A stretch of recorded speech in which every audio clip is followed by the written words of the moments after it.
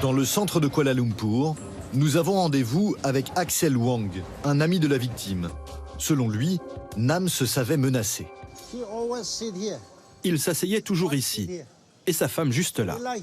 Il était protégé par cette vitre. Et il avait aussi 2 gardes du corps qui s'asseyaient juste là, à l'extérieur. Ces gardes du corps l'accompagnaient en permanence. Pourtant, le jour de son assassinat, il était seul. Pas étonnant pour son ami. Kim Jong-nam avait une bonne situation financière tant que son oncle Jang Sang-taek était vivant. Souvenez-vous, l'oncle de Kim Jong-un, qui l'a fait assassiner peu de temps après son arrivée au pouvoir.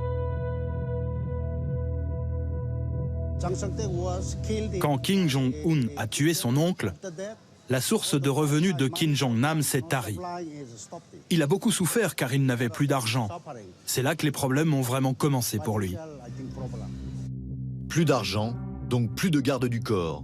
Kim Jong-nam était devenu une proie facile. Or, il s'était permis de critiquer son frère et le régime de Pyongyang. D'après son ami, son sort était scellé. En 2012, Kim Jong-un avait déjà essayé de l'assassiner.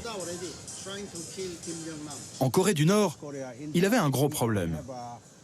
Son grand frère, Kim Jong-nam. Parce que Kim Jong-un n'est pas dans la lignée des successeurs. Il y a d'abord eu Kim Il-sung, puis son fils, Kim Jong-il. Et qui était le suivant? Kim Jong-nam. Pourquoi? Parce que la succession se fait toujours par le fils aîné. C'est pour ça qu'il a décidé de le tuer. Avec l'assassinat de Kim Jong-nam, Kim Jong-un se met à l'abri. Désormais, à part lui, personne ne peut revendiquer l'héritage des Kim.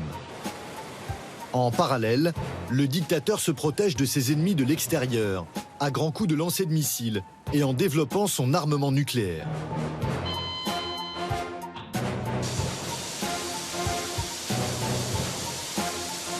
Personne ne peut l'atteindre, c'est ce qu'il martèle dans des clips de propagande comme celui-ci, diffusés à la télévision d'État.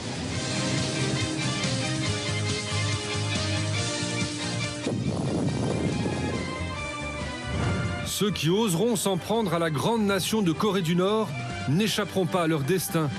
Ils deviendront des fantômes errants.